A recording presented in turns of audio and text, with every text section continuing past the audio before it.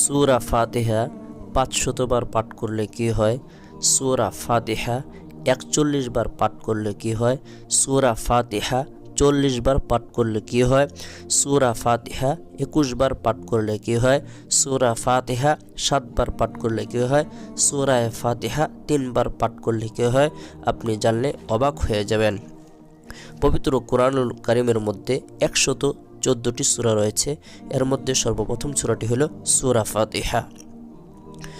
হযরত নবী করিম সাল্লাল্লাহু আলাইহি সাল্লাম ফরমায়েছেন, ফাতিহাতুল কিতাব অর্থাৎ সূরা ফাতিহা আমাকে আল্লাহ তাআলা আরশের নিম্ন হতে দান করেছেন। নবী করিম সাল্লাল্লাহু আলাইহি সাল্লাম বলেছেন, সূরা ফাতিহা হলো উম্মুল কুরআন বা কুরআন শরীফের জননী, কুরআন শরীফের জননী বলেও আখ্যায়িত করেছেন। হযরত জিবরাইল আলাইহিস সালাম একবার হযরত জিবরাইল আলাইহিস সালাম রাসূলুল্লাহ সাল্লাল্লাহু আলাইহি সাল্লামকে লক্ষ্য করে বললেন, আল্লাহ তাআলা আপনাকে দুটি নূর দান করিয়েছেন, ইতিপূর্বে অন্য কোনো পয়গম্বরকে তাহা দান করা হয়নি। উহার একটি হলো সূরা ফাতিহা, অন্যটি হলো সূরা বাকারা। নামাজের সকল রাকাতেই এই সূরা পাঠ করা হয় বিদায় এই সূরাকে সূরাতুস সালাত বা নামাজের সূরা বলা হয়।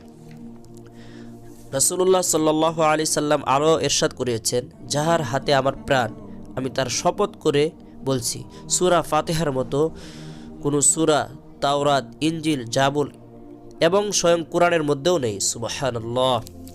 তাই সূরা ফাতিহা একটি ফজিলতপূর্ণ সূরা এবং কি সূরা ফাতিহা এমন একটি সূরা যে সূরাটি পাঠ করে আল্লাহ তাআলার কাছে কোনো কিছু চাইলে আল্লাহ পাক রব্বুল আলামিন সাথে সাথে তা দান করে থাকেন। যে ব্যক্তি দৈনন্দিন ৫ ওয়াক্ত নামাজ পড়বে এবং প্রত্যেক ফরজ নামাজের পর ১০০ বার করে সূরা ফাতিহা পাঠ করবে, সে যে কোনো প্রার্থনা করবে আল্লাহ তাআলা তা কবুল করবেন। সুবহানাল্লাহ। অর্থাৎ সূরা ফাতিহা ১০০ বার করে পাঠ করবে, এরপর আল্লাহ তাআলার কাছে যে কোনো কিছু দোয়া করবে আল্লাহ তাআলা তাকে তা সাথে সাথে দিয়ে দেবেন। সুবহানাল্লাহ। এটি দৈনন্দিন ৫ ওয়াক্ত নামাজে ১০০ বার করে পাঠ করলে ৫০০ বার হয়। এই ৫০০ বার পাঠ করার পরে আল্লাহ তাআলার কাছে কোনো কিছু চাইবে আল্লাহ তাআলা তাকে তাই দিয়ে দেবেন। কোনো ব্যক্তি যদি ৪১ বার নিয়মিতভাবে ফজরের ফরজ এবং সুন্নত নামাজের মাঝাবর্তী সময়ের মধ্যে সূরা ফাতিহা পাঠ করে, তাহলে আল্লাহ তাআলা তার নেক উদ্দেশ্যকে পূরণ করে দিবেন। অর্থাৎ তার যে উদ্দেশ্য থাকবে আল্লাহ তাআলা তা কবুল করে নেবেন, তাকে গ্রহণ করে নেবেন। তবে সূরা ফাতিহাটা পড়তে হবে ভিন্নভাবে। যেমন আমরা আউযু বিল্লাহ পড়ি, বিসমিল্লাহ পড়ি, বিসমিল্লাহর সাথে মিলিয়ে সূরা ফাতিহা পড়বে। এইভাবে পড়বে আউযু বিল্লাহি মিনাশ শাইতানির রাজিম, বিসমিল্লাহির রহমানির রহিম, আলহামদুলিল্লাহি রাব্বিল আলামিন। এভাবে ফজরের ফরজ এবং সুন্নত নামাজের মাঝামাঝি সময়ের মধ্যে সূরা ফাতিহা ৪১ বার পড়বে। কোনো ব্যক্তি যদি নিঃসন্তান হয়, তার কোনো সন্তান না থাকে বা তার কোনো চাকরি হচ্ছে না, সে নিয়মিতভাবে ৪০ দিন ৪০ বার সূরা ফাতিহা পড়বে, একদিনও বাদ দিবে না, তাহলে আল্লাহ তাআলা তাকে সন্তান দান করবেন। কোনো ব্যক্তি যদি ফজরের সুন্নত এবং ফরজ নামাজের মধ্যবর্তী সময়ে ২১ বার সূরা ফাতিহা এভাবে পড়ে, বিসমিল্লাহির রহমানির রহিম, আলহামদুলিল্লাহি রাব্বিল আলামিন, তাহলে আল্লাহ তাআলা তাকে ধনাঢ্যবান বানিয়ে দিবেন। সে দরিদ্র হলে অর্থশালী হবে, ঋণগ্রস্ত থাকলে তার ঋণ মুক্ত হবে, আল্লাহ তাআলা তার সকল হাজতসমূহকে পূরণ করে দিবেন। শত্রুর মোকাবেলায় আল্লাহ তাআলা তাকে বিজয় দান করবেন, তার অন্তর থেকে ভয় ভীতিকে দূর করে দিবেন। কোনো ব্যক্তি যদি শারীরিক নানান ধরনের সমস্যার মধ্যে থাকে, সেই ক্ষেত্রে সূরা ফাতিহা সে ৭ বার পাঠ করবে, তাহলে আল্লাহ তাআলা তাকে দাঁতের ব্যথা, পেটের ব্যথা, মাথার ব্যথা ইত্যাদি রোগ থেকে রক্ষা করবেন। সূরা ফাতিহা পাঠ করে পানিতে ফু দিবে, এরপরে ওই পানি সে পান করবে, তাহলে তার রোগ দূর হয়ে যাবে। কোনো ব্যক্তি যদি সূরা ফাতিহা মাত্র ৩ বার পাঠ করে, আল্লাহ তাআলা তাকে 2 খতম কোরআন পাঠের সমান সওয়াব দান করবেন। সুবহানাল্লাহ। মুসলিম শরীফের 806 নম্বর পৃষ্ঠায় উল্লেখ রয়েছে যে আল্লাহ রসুল সাল্লাল্লাহু আলাইহি সাল্লাম বলেছেন, সূরা ফাতিহা ও সূরা বাকারার 2টি আয়াতকে আল্লাহ তাআলা নূর বলেছেন।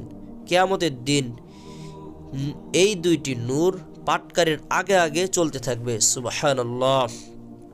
হুজুর সাল্লাল্লাহু আলাইহি সাল্লাম আরও বলেছেন, সূরা ফাতিহা নেকের দিক দিয়ে কোরআনের 2/3 অংশের সমান। বুখারী শরীফের মধ্যে উল্লেখ রয়েছে। তাই আমরা সূরা ফাতিহা দৈনন্দিন 500 বার পাঠ করব, তাহলে আল্লাহ তাআলা আমার হাজত সমূহকে পূরণ করে দিবেন। আমরা নিয়মিতভাবে এই আমল করে যাব। সূরা ফাতিহার আরও অনেক গুণাবলী বা অনেক ফজিলত রয়েছে। আমি এখন সূরা ফাতিহাটা আপনাদেরকে বিশুদ্ধভাবে তেলাওয়াত করে শোনাচ্ছি। আপনারা সকলেই এই তেলাওয়াত শুনে বিশুদ্ধভাবে পাঠ করার চেষ্টা করবেন। আউযু বিল্লাহি মিনাশ শাইতানির রাজিম। বিসমিল্লাহির রহমানির রহিম। আলহামদুলিল্লাহি রাব্বিল আলামিন। আর রহমানির রহিম। مالك يوم الدين. إياك نعبد وإياك نستعين. اهدنا الصراط المستقيم. صراط الذين أنعمت عليهم غير المغضوب عليهم ولا الضالين. এই সূরা ফাতিহা আমরা প্রত্যেক নামাজের মধ্যে পড়ে থাকি। তাই আমরা এই সূরা ফাতিহা যখন পাঠ করব তখন এর অর্থের দিকে লক্ষ্য রাখবো। যারা আমরা অর্থ পড়তে পারি না বা অর্থ জানি না, আমরা যে কোনো বাংলা বই থেকে, অর্থাৎ কোরআনুল কারীমের যে তরজমার বাংলা আছে, এই বাংলা দেখে দেখে আমরা এর তরজমাটাও শেখার চেষ্টা করব। কারণ হলো সূরা ফাতিহার মধ্যে এমন কিছু বৈশিষ্ট্য রয়েছে যে আল্লাহ তাআলার কাছে চাওয়ার একটি মাধ্যম। ইয়াকা না'বুদু ওয়া ইয়াকা নাস্তাঈন। আমরা আল্লাহ তাআলার কাছে বলতেছি ইয়াকা না'বুদু, আমরা আল্লাহ তাআলার কাছে আমরা বলতেছি ইয়াকা না'বুদু, আপনারই ইবাদত করি, ওয়া ইয়াকা নাস্তাঈন, এবং আপনার কাছেই আমরা সাহায্য প্রার্থনা করি। তাই আমরা এই সূরা ফাতিহার অর্থের দিকে লক্ষ্য করে আমরা সকলেই নিয়মিতভাবে এই সূরা ফাতিহার আমল করে যাব ইনশাআল্লাহ। আল্লাহ পাক রব্বুল আলামিন আমাদের সকলকে সূরা ফাতিহা নিয়মিতভাবে আমল করার তৌফিক দান করুক। আমাদের কথার মধ্যে অনেক ভুল ত্রুটি রয়েছে, আপনারা ক্ষমা সুন্দর দৃষ্টিতে দেখবেন। সকলে ভালো থাকুন, সুস্থ থাকুন, সকলে সুস্বাস্থ্য কামনা করি।